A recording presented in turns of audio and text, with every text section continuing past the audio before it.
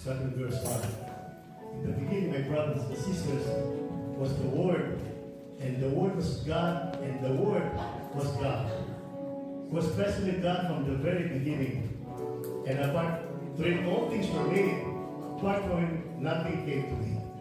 But whatever came to be in him found life. Life was the light of the world. And this light shines on in darkness, a darkness which is not overcoming. There was a man named John, sent by God to testify to the light, so that all may believe that he was not the light. The real light was coming to the world, and the world was made through him, and yet the world did not know him. To his own people he came, but his own people did not accept him.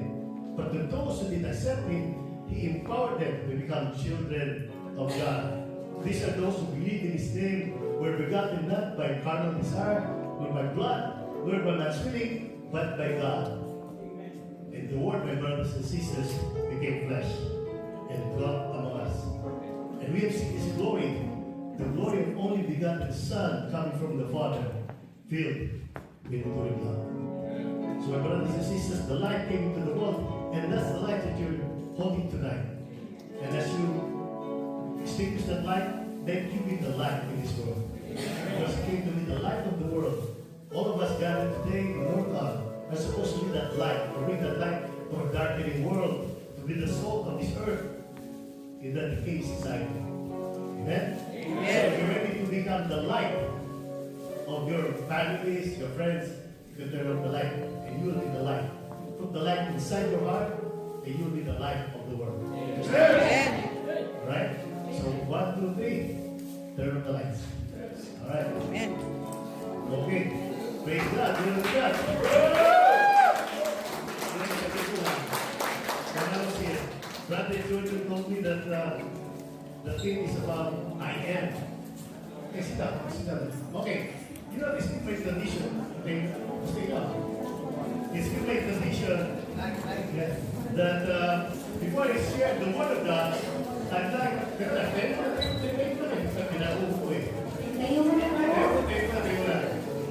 to share with you this spiritual tradition for quite some time now. I'd like to remind each one of us that today in Northland, just like the rain and the snow do not return to the heavens until it has watered the earth, making fertile and fruitful, giving seed to the sower and bread to the so shall the Word of God that will be shared tonight. It shall not return to God void, but shall this will accomplish the purpose for which it will be shared today. Why? Ask me why.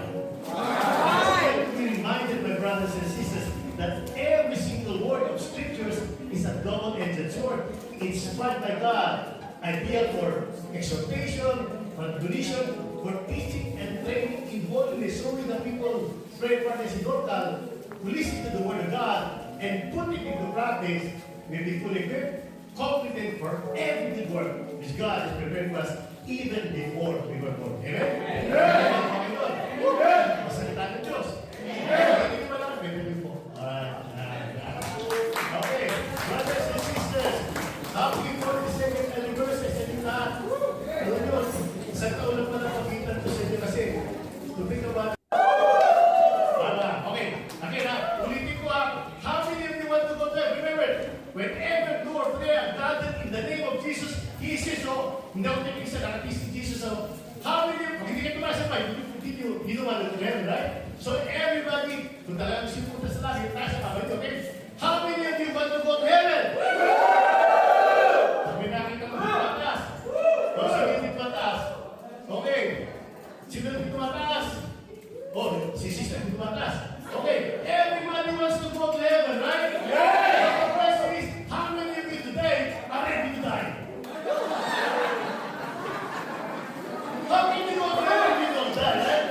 Alam mo sa totoo, this is one of my favorite topics. Kasi whenever I say that, people say, they're not ready to die. But you know what?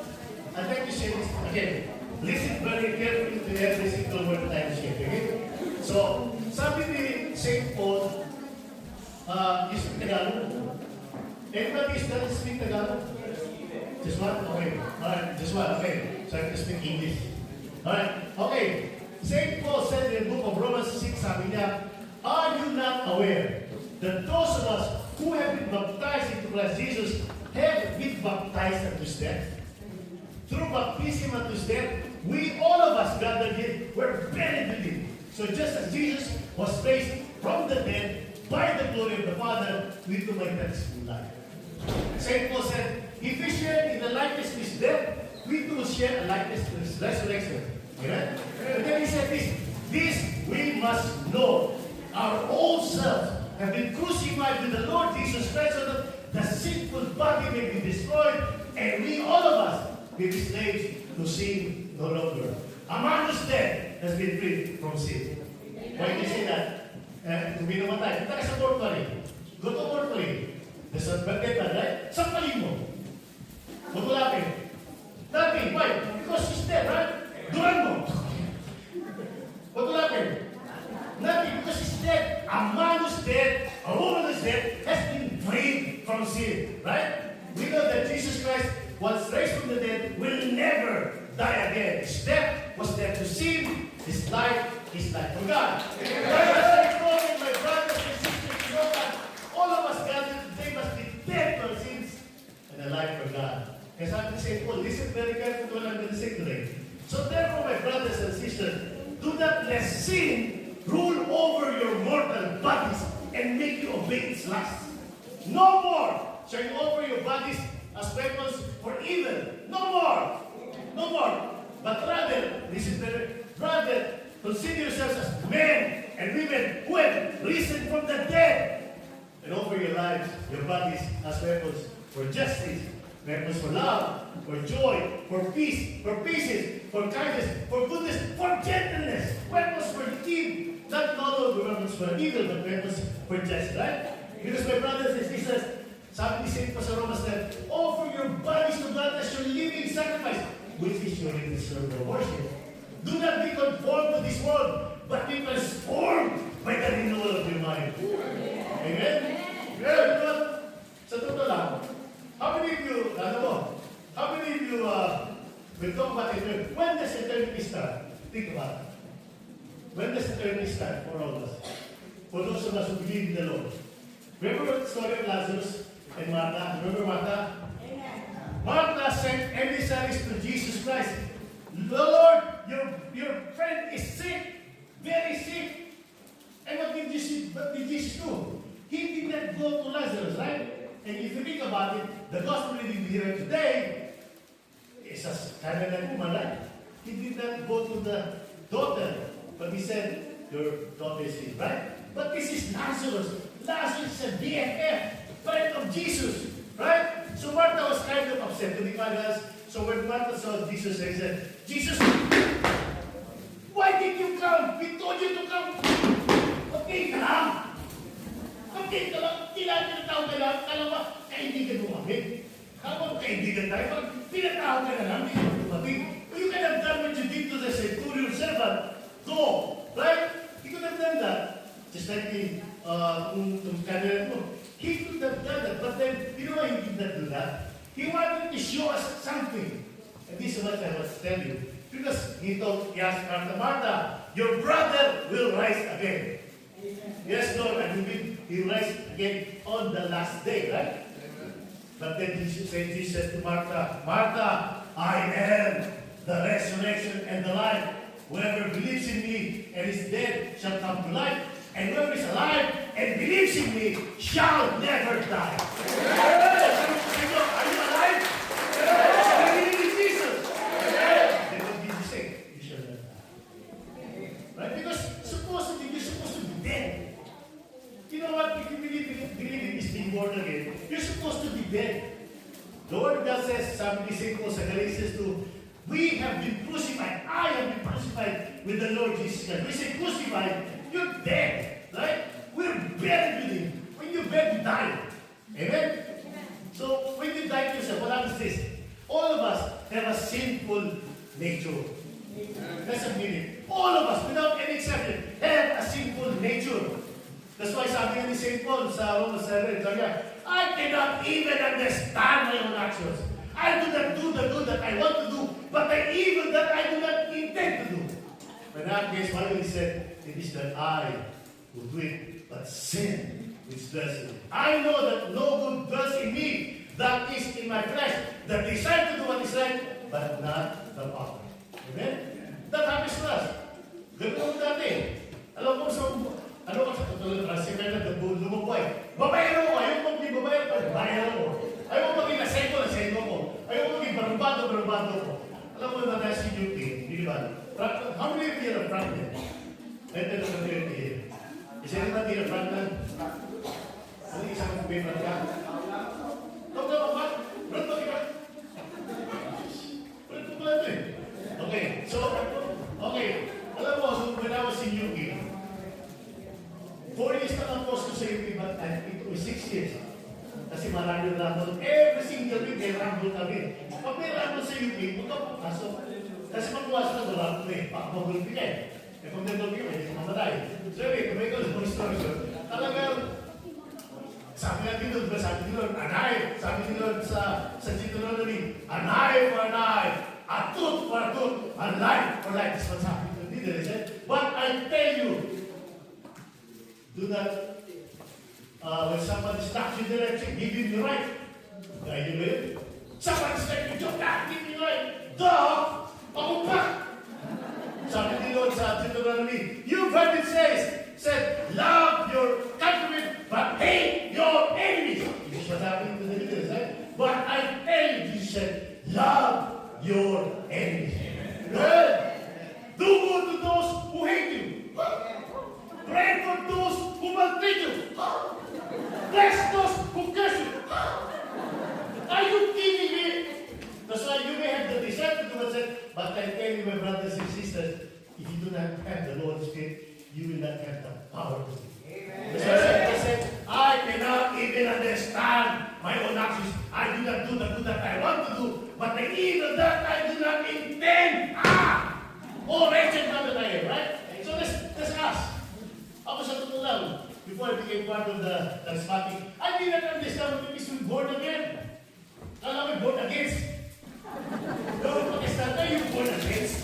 And yet, when I read Nicodemus, sabi Nicodemus, Lord, Lord, we believe that you are a teacher from God, because nobody will do the signs and wonders that you do unless God is with you, right? And then Jesus said to Nicodemus, I solemnly assure you, unless you're born again of water, you cannot see the kingdom of God. And so Nicodemus says, Lord, is it possible for it to be born again? Are you telling me that I'm going to go to my mother's womb and be born again? I solemnly assure you, Nicodemus, unless you born again of water and spirit, you cannot enter the kingdom of heaven. Diba? Flesh begets flesh, spirit begets spirit. The wind blows from the wind, right? You hear the sound of the wind, but you don't know where it's going or where it's coming from, right? So it is to those who are begotten of the Spirit. That's why, if you look at the Gospel of John, it said, to those of us who have accepted Jesus Christ as our Lord, God, and Savior, we were empowered to become children of God. Amen. And I don't know if you know that that's the grace of God. You don't deserve it. Nobody deserves to be a child of God, but we are. Yeah, but if you believe in the Lord Jesus, you're empowered to become a child of God. That's why when Jesus Christ was supposed to pray, he continued to say, Our Father. Right? So basically, my brothers and sisters, this is something that I'd like to really understand. You know, I told my wife, when I die, Ma, have a disbigita party. Why? Because, you know, when Mother Teresa and Prince Diana died, people were sad because they said, Mother Teresa is dead. They were sad, but you know what? Somebody said, but that's why she lived. She lived to die. Because unless you die, you cannot enter the kingdom of heaven. Right? Amen. So, what I'm trying to say to you is this. If you receive the Holy Spirit, then you must have that eternity mindset. Eternity started with you when you receive Jesus Christ as your Lord, God, and Savior, because you're now given the Holy Spirit, the pledge of your eternal inheritance. So right now, live for it, because Jesus Christ said, you are in this world, but you are not of this world. Amen. Right? You are not of this world. You don't belong here. And yet, if you have this eternity mindset, then things kind of become easy. Problems become easy, you know? Because if you think about it, there's so many problems in this world. problems with everybody, right? So kami ni Mrs. sa totoo lang, sometimes we talk about we build a lot of these things in our lives. But I tell her, Ma, why is the word of God was going to have we here this earth? We have food on the table, we got a roof over our head, we got some money, right? Why worry? Because tomorrow we die. That's why Jesus Christ said, do not worry about tomorrow, right? Sabi nga niya, why you worry about what you're going to eat, what you're going to wear? Isn't life more important than food? Amen. Isn't the body more important than clothes? Or look at the lilies of the field. Look at the birds of the sky. They don't sow, they don't gather into mass, and yet your heavenly Father feeds them. Who is God among you that night in local and as among the realized Father? As for your clothes, why worry? Look at the lilies of the field. They don't spin, they don't grow, and yet Solomon, with all his splendor, with all his wealth, was not clothed with such splendor. If God can so clothe the lilies of the field today and to be thrown outside tomorrow, how much more will you provide for you or later?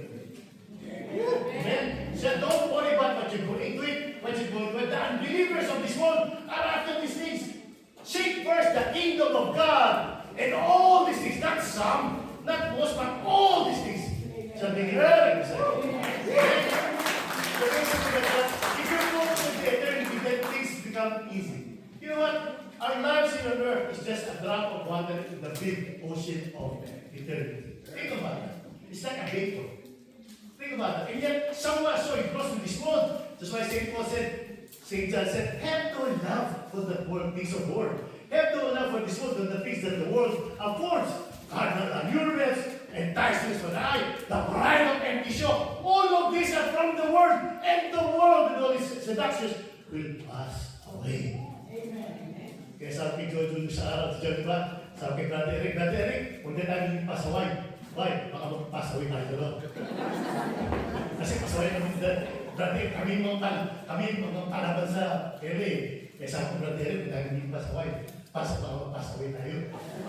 So basically, my brothers and sisters, if you think about eternity, then your life becomes a little bit easier. That's why the good news is proclaimed to the poor, not to the rich, to the poor. Because sabi nga ni Lord Jesus, if our hopes in this world, in Christ's Spirit of this world only, then we as Christians are the most pitiable of all men. Think about that.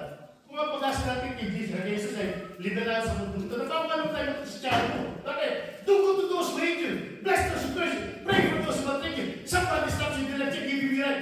Kuha tayo mga Esther, dahil natin na masalamat na tayo dito.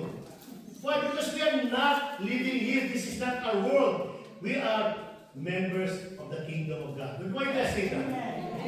Look at what St. Paul said in Romans 2 Corinthians 5, example, the love of God compels those of us who reach the conviction that since Jesus Christ died for all of us died. He died for all of us so that we who live may no longer live for ourselves alone, but for the sake of Jesus who loved us and gave himself. Because of this, we don't look at anyone based on human standards. If we shall once regarded Jesus Christ, no more. That's why if anyone is in Christ, he is a new creation. The old order, the old self has died. Everything is new. Amen. You are a new creation in Christ. Why? Because it's no longer you live. It's now Jesus Christ living in each and every single one of us through the indwelling grace of the Holy Spirit. The God is just blessing God yesterday, today, right? The first time that he mentioned man, he said this, let us make man in our own image and likeness. That plan of God has never changed. But because of the envy of the devil, sin entered into the world, and with sin came death. That's why God so loved the world that he said his only begotten Son, that whoever believes in him, really understands what it is to believe in him, shall not perish, but shall have everlasting life. Why? Because your sins are not forgiven. The wages of sin is death, but the gift of God is eternal life. So if you believe in the Lord Jesus Christ, you're not going to die because you're supposed to be dead anyway. Why do you say? See, Jesus Christ said, if you want to become my disciple, he must first of all deny his very self, pick up his cross and follow me. When you say pick up because you die. You die to your own self. The old Monte is dead. It's now brother. Nobody calls me Monte Ocampo. In my old time, people know me as Bonchi Ocampo. That's what they don't know me as Brother Ramon. Because I'm a new creation. The old order is passed away. Everything is, this is made possible that God was reconciled the world to himself and has given us the ministry of reconciliation. I mean, St. Paul saying, God in Christ Jesus was reconciling the world to himself, not counting man's transgressions against them, and has entrusted to us the ministry, the message of reconciliation. This makes you and me, all of us gathered today, an ambassador of the kingdom of God, as if God is appealing to us. So if you're an ambassador of the kingdom of God, that means you don't belong here, right?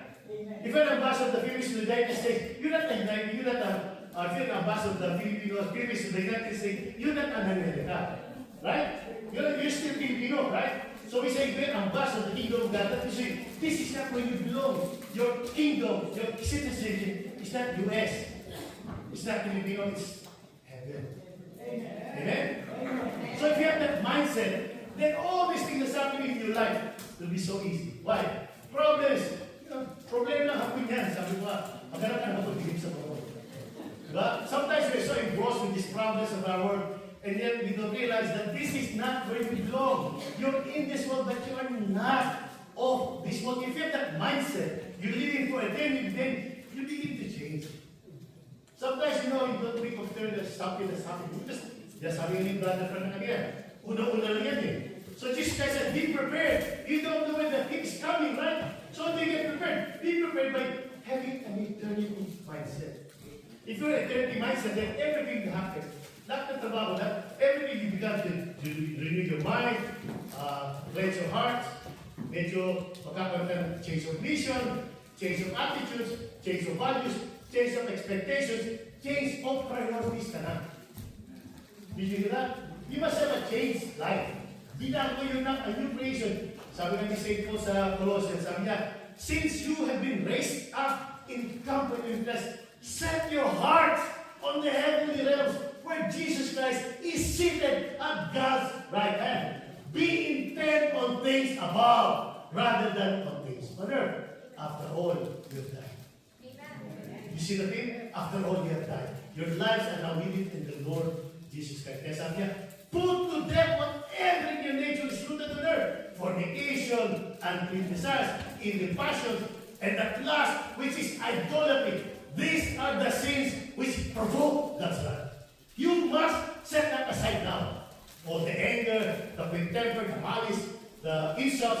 Stop lying to one another. What you should do is put aside that old self with its past sinfulness and acquire a new one.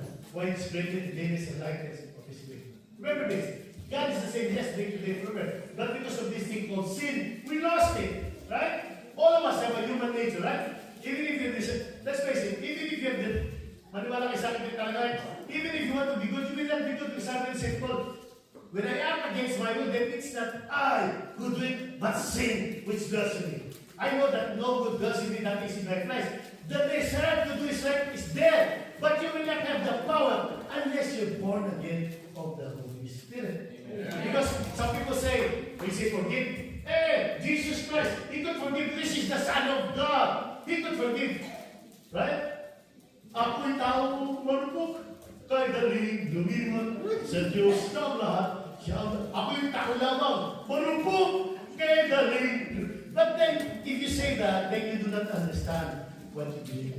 Because the Word of God said, it's no longer you, no longer me, no longer us who live, but it's now man must be Jesus living in us through the indwelling grace and power of the Holy Spirit. That's the spirit of being Christian.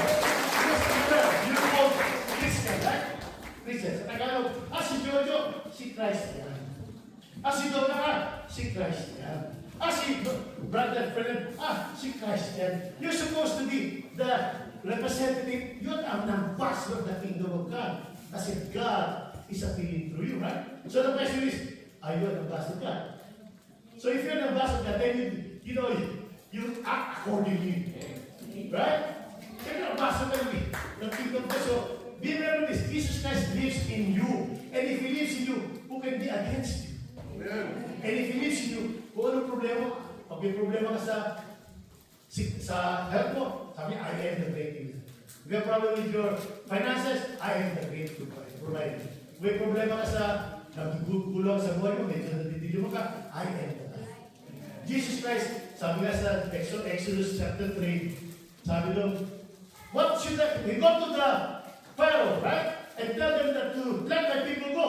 As Moses said, who am I going to send? Who sent me? Tell them I am sent you. And you know what?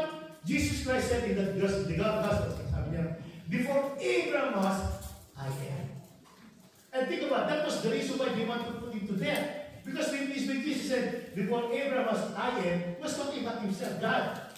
Because that's what happened. Because that's why the Word of God, the Word became flesh. That's why he could tell these people, before Abraham was, he was telling the disciples and the Jews, before Abraham was, I am. Because Jesus is God. Amen? So if you talk about Jesus, I am, push Jesus in your life. So when you have a problem with your finances, he says, say to you, I am the great God. If you're sick, he's telling you, I am the great God. He's I am. He could be anything you want because he's everything. And sometimes we think about this, sometimes we have problems, but remember this, with man it is impossible, but with God nothing is impossible. Amen. Okay, so what do we do now? What do we do now that we have this kingdom of heaven at heart, right? So sabi ni St. Peter sa Romans 2, sabi niya, remember this, God did not give us a poorly spirit, God did not give us a spirit of slavery, but He gave us a spirit of power, strength, and wisdom, right?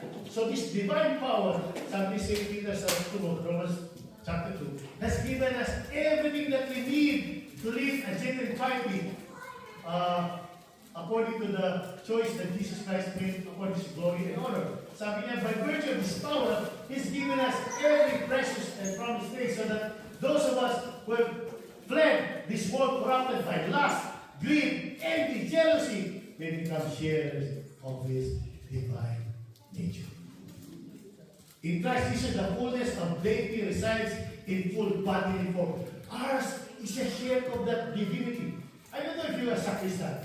I serve church sometimes. You know what the church, the priest says when he mixes the water in wine? He says, may we share in the divinity of Christ who humbled himself to share in our humanity. I'm just sad that they don't speak it loud. Because it's very, very important, right? May we share in the divinity of Christ who humbled himself to become human. God became one of us so that those of us who believe in Him may by the grace of God become one like Him. Because that's the plan of God. The God did not change. He's the same yesterday, today, forever. His plan for you to become like Him.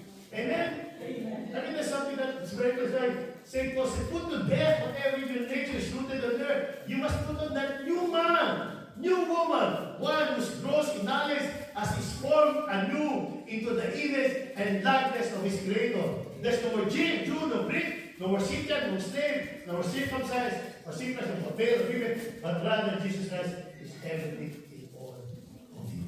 Amen. You see, when you have that kind of mindset that Jesus Christ lives in you, then you know, living in death, eternity does not start when you die. Eternity already started with you. If you have that kind of message, then that's very important for you to understand. Eternity does not start when you die. Eternity started when you receive Jesus Christ as your Lord, God, and Savior, and receive the Holy Spirit. You've been given the pledge of His eternal inheritance. Your names are now written in the book of life. So look forward to that. How many are afraid to die? Why are you afraid to die? That's why I told my wife, Ma, when I die, never this give me the party, huh? Why?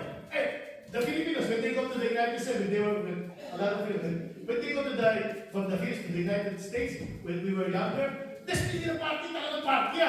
Everybody wants to go to the land of opportunity, right? Amen? Doon is nilida. So, sabi ko, Ma, ito malulungkot mo. Absent from the body, present with the Lord, right? If that's your mindset, then why you don't be sad? Sabi ko, malulungkot siya, siyempre, bawal siya, bawa ko sa ako. Pero sabi ko, naku Ma, don't be sad. Alam ko yung be sad, but don't be sad because you're going home. Amen. Right? I'm going home to my city. By the bread, I left my heart in heaven's kingdom. That's where your heart. Set your hearts on that heavenly realm. That's where your heart is, not on this world. This world will pass away. But the Word of God endures forever. If you have the Word of God, I'm not saying this. Mga nagtsaksak kasi ka ng lawin ito. Hindi na nakakaintindihan, ha? Nakakaintindihan ba tayo lahat? Sa yung boses ko ito, medyo sabi ko, Jojo, kaya mo ba ito? Baka. Kasi di ba natutulog eh. Di ba ito na, I have not slept since yesterday. Excited ako dito sa mo. Dali, pakita ko si Fernan. Pakita ko si... Sabi ko, wala kang nita. Dapat yung nita. Kalimutan ko pangalan niya. Pakita si Jojo, si Tona, makikita nila. Excited ako kayo. Sa totoo, kaya medyo na rin, umupo na ako dito, napapagod ako sa Lord. Kaya ko ito eh, yung stand mo ito, talagang ubusan ko. Talagang, sa Lord, bigyan mo ka ng strength na talagang pangakapusin ako dito. Di ba pinakain, Ferdinand, Jojo, di ba naglalans eh? Wala akong last, kaya sabi ko, sabi sis, sabi sis, okay lang. Kaya pagkakain natin, handarin mo kayo, kakain tayo.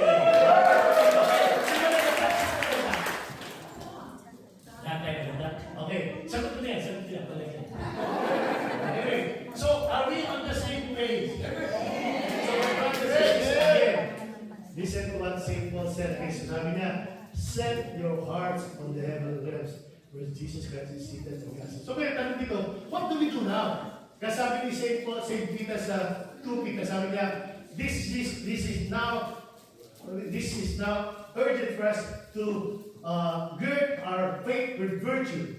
Our virtue with self-control, self-control with perseverance. Alam kasi, pag faith ka lang, if you only faith ka lang, sabi ni St. Paul sa Colossians, sabi niya, because you are God's chosen ones, holy and beloved, clothe yourselves with heartfelt mercy, meekness, kindness, goodness, and humility.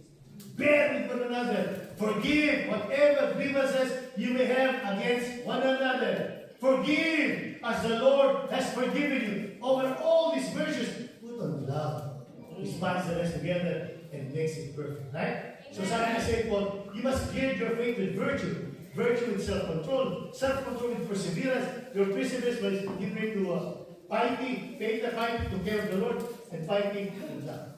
Why? Qualities like this, my brothers and sisters, are by no means ineffectual. They result in the growing knowledge of the Lord Jesus Christ. If you don't have these qualities, then you know what St. Peter said? You are short-sighted to the point of blindness. You have forgotten that you've been forgiven of your past sins. Kaya sabi niya, let us make our selection firm and permanent. If you do so, you will not be lost. But if you will do this faith with virtue with self-control with discernment. Discernment is basically the Word of God, right? Man does not live by bread alone, but by every single word which comes from the mouth of God. That's why I can tell you, the Word of God is ideal for exhortation, for admonition, for teaching, training, and all this. Because let's face it, sometimes, true story, my wife and I, meron may pinsan ako, namumutang sa akin, sabi sa akin, pinsan, meron ko na naaano sa Pilipinas Utang sa akin, pinutang ko naman. Tapos sabi sa akin, pati ko, natin tinawag, bakit? Nagsusugal lang yan. So ngayon, siyempre, ang mga Pilipin, may partner, ha? Siyempre, nakikita ko isa, sabi siya, sige. Nabasa ko, sabi ni Lord Jesus, lend without expecting repayment. Pag napauna ka, wala ka sa bayaran, kasi ang problema dyan, yung mga umutang sa'yo, ang lakas talagang, sige na nakulala. Kaya, sige. Bakit? Lend without expecting repayment. If you lend with expecting repayment, what's the difference between you and the unbelievers, right? Right?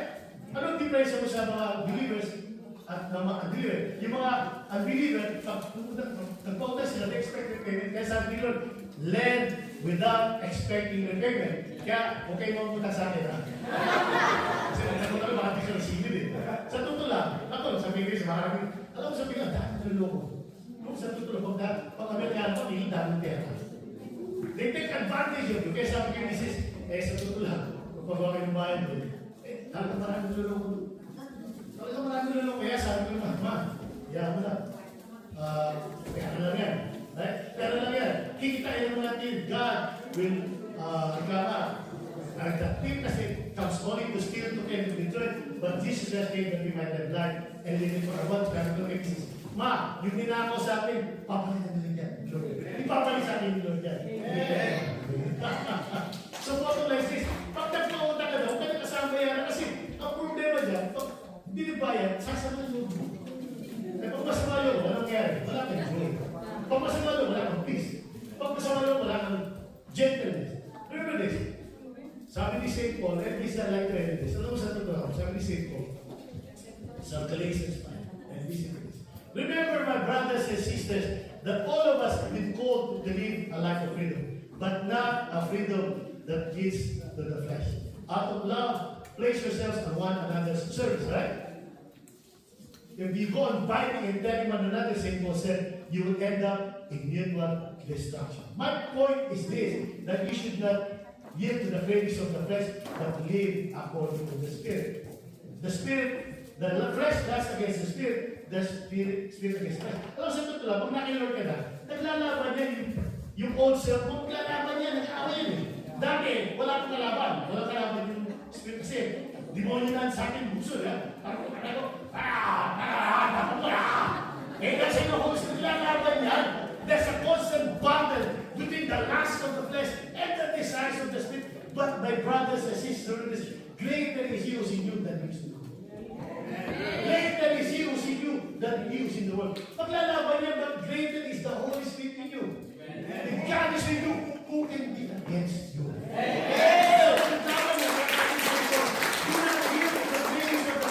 Because if you live here to the breaks of the flesh, you will die. You will die. But if by the Spirit you put to death the evil deeds of the body, you will live. Amen. Sabi ni St. Paul, it is obvious what proceeds from the flesh. Alam mo, when you read the word God, parang salamin yan.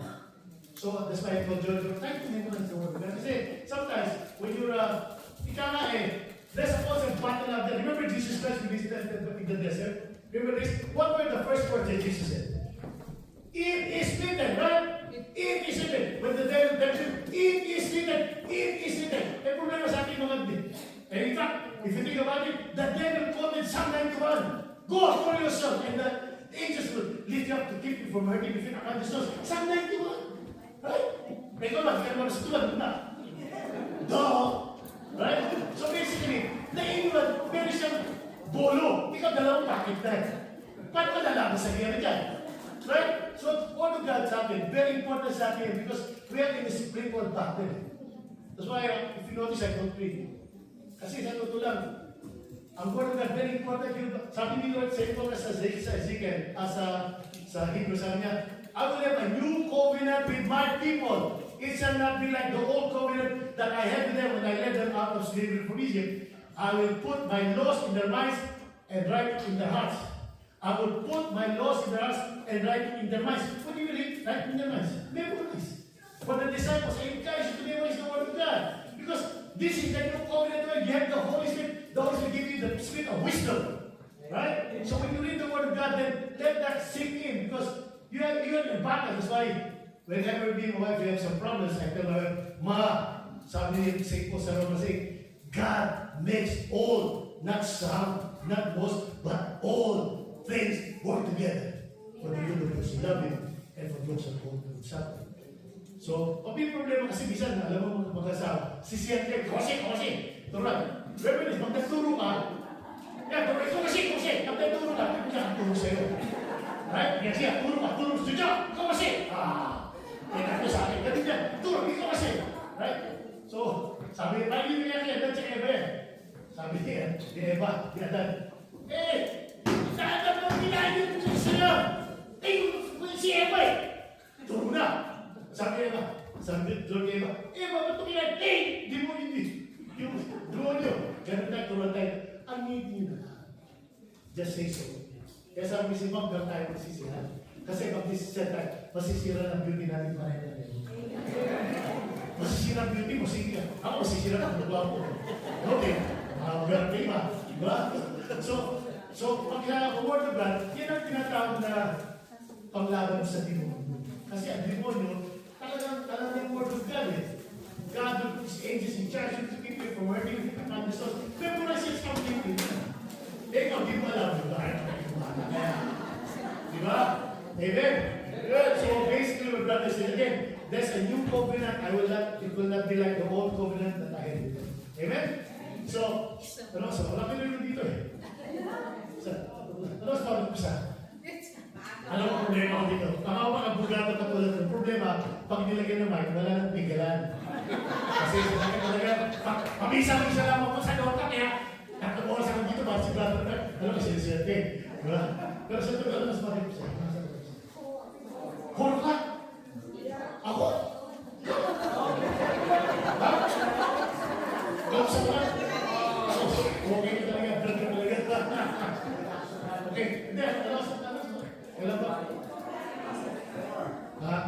Kasi alam mo, I don't want statement. Kasi sabi naman ni Lord Jesus, I have so much more to tell you, but you cannot bear it now. But when the Holy Spirit comes, He will teach you and remind you of all the things of Christ. So basically, alam mo, Holy Spirit kasi teacher yan. And He will teach you. Dahil sa totoo lang, ito ang sinasabi ko sa'yo, sana ba may dumapo sa inyo, di ba? May dumapo ba? May dumapo ba kayo? So how many of you would like to die?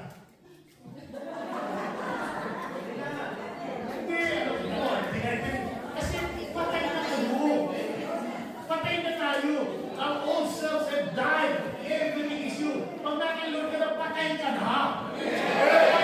Patay mo sa sarili mo. Kasi yung lumang ugali mo na, alamura, retes, parang may problem. Sa totoo lang, yung lumang buhay, tama na yan. Para sila na, nagbago yan. Diba? Ako nagbago talaga. Sa totoo lang. Ako siya, alam mo na, tawag yan, no? Alam mo nung nasa iyo, mabait naman ako eh. Kaya lang, tax day na ng college, pumasok yung project sa ilalim ng truck, nakuha ng tingling. Talaga, design to body fracture, sabi ng doktor, kasi may kung bata ka, bakit? Kasi pumunta rito, base na ka, kung dito bulag ka. Ano nangyari? Bulag ka. So nagkaroon ko ng, talaga nagkaroon ko ng verse of grace. Alam sa totoo lang, yung magkagaling kayo talagang, kasi yung kaya mo, pamilyo doon sa actor. Pag may rabon, wala akong umpisa. Ako nag-umpisa ng rabon doon.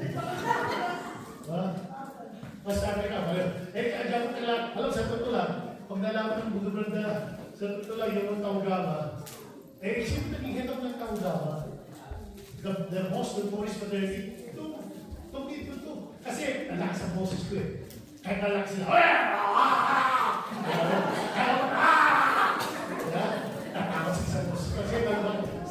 kasi pag tinag-respect ko, may pinatang masahe ng tao sa mga bakay sa ito. Kasi alam mo sa ito lang, binabago na yung mga siraulo. Kasi kung kami mga siraulo, binago na yung Diyos kayo pa. Well, sino yan? If you, ako ba sa ito nagugulat sa akin ng branch ko eh. Si Moji, preacher. Si Moji, preacher yun. Ikaw ka lahat yun eh. Ito ko lang. Kaya alam mo, kasi it's no longer I. It's not Jesus Christ. Kaya pag yun ang mindset mo, kaya di ba, what did Jesus do?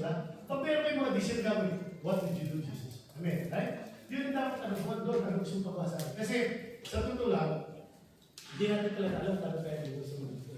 Kaya sabi ni St. Paul, ask for divine wisdom and spiritual insight that you may attain the full knowledge of God's will in your lives. Amen. Parang praying Solomon yan eh, di ba? He did not pray for his riches, did not pray for glory, but he prayed for wisdom. So tayo mga sa pray for wisdom. Because that is something that you need. Just like Solomon. Kasi wisdom kasi, sa totoo lang, yan ang nanay.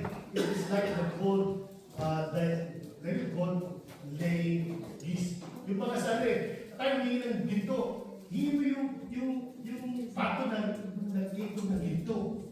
Right? Wisdom yun. Tayo hindi ginto. Ang ginto mo wala yan. Hingin mo yung pato na nagkakanak ng ginto. Right? Ask for the geese that taste the golden eggs. Do not ask for the golden eggs kasi mawala yan.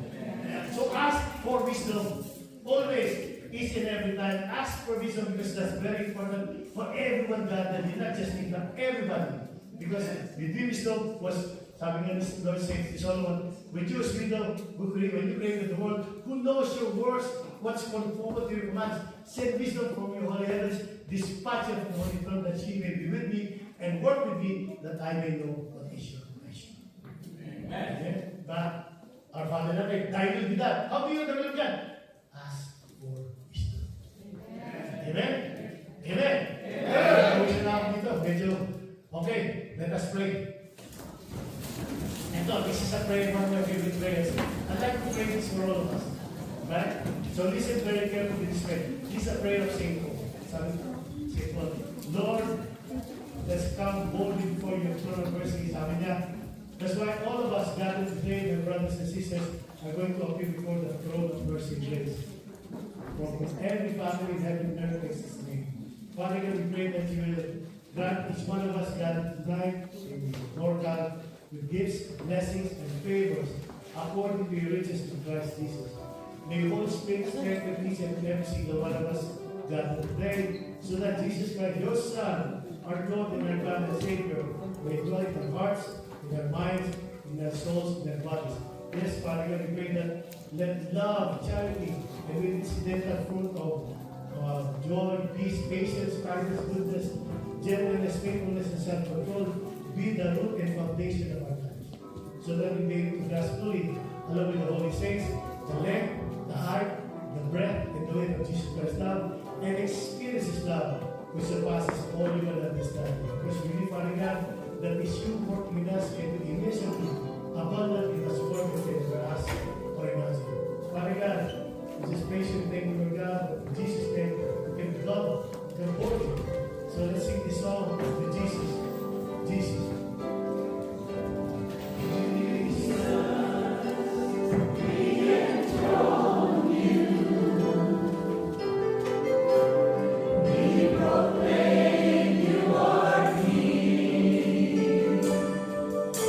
Sending here in the midst of us.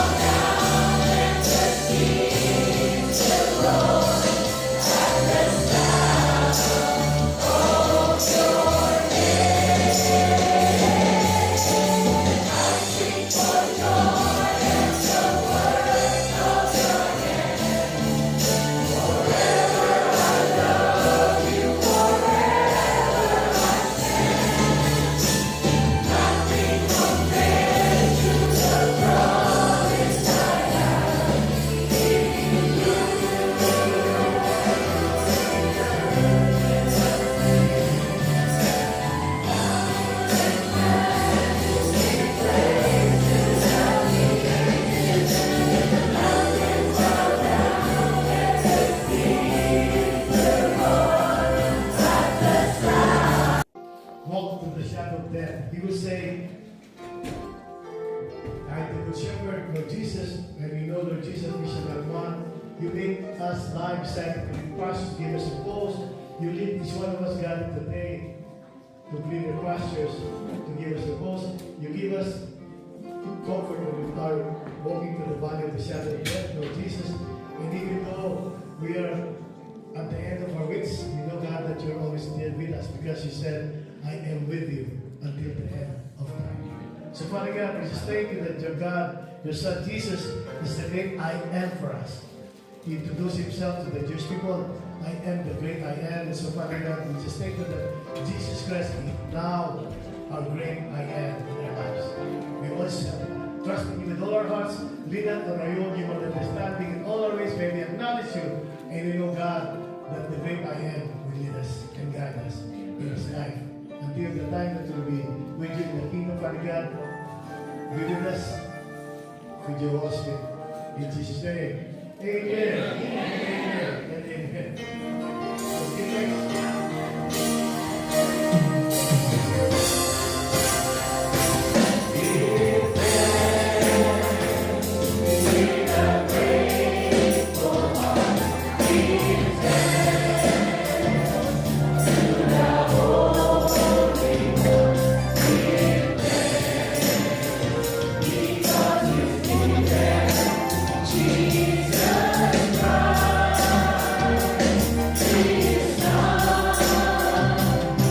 For the message that you have given to us through your servant, Brother Ramon Campo. We pray, Father God, that you continue to let your Holy Spirit move freely among us, Father, to give us the knowledge and the wisdom that only comes from you. We pray, Father, that you bless the vehicles that we'll be taking back home. Bring us home safe and sound so that we may be able to see each other again. To praise you, to speak, to praise you, to worship in spirit and truth. My brothers and sisters, we lift up Brother Ron Ocampo to you, Father God. We pray, Father, that you continue to use him for your greater glory, Father, that continue to give him the knowledge and the wisdom that only comes from you. But we know and we believe it's only because of you. That's why we are here to give you thanks and praise. We also want to lift up to you, my Lord, the sandwiches that we have. We pray, Father, that you continue to bless them. Raise up your sandwiches. If you did not eat them yet, that's all right. Lord, bless the sandwiches that you have told us to bring, so that the food that we may intake may bring healing to our bodies and healing to our souls according to your promises. Lord, we give thanks and praise. In all this we ask, in Jesus' name we pray. Amen. Amen. Father, and the Son, and the Holy Spirit.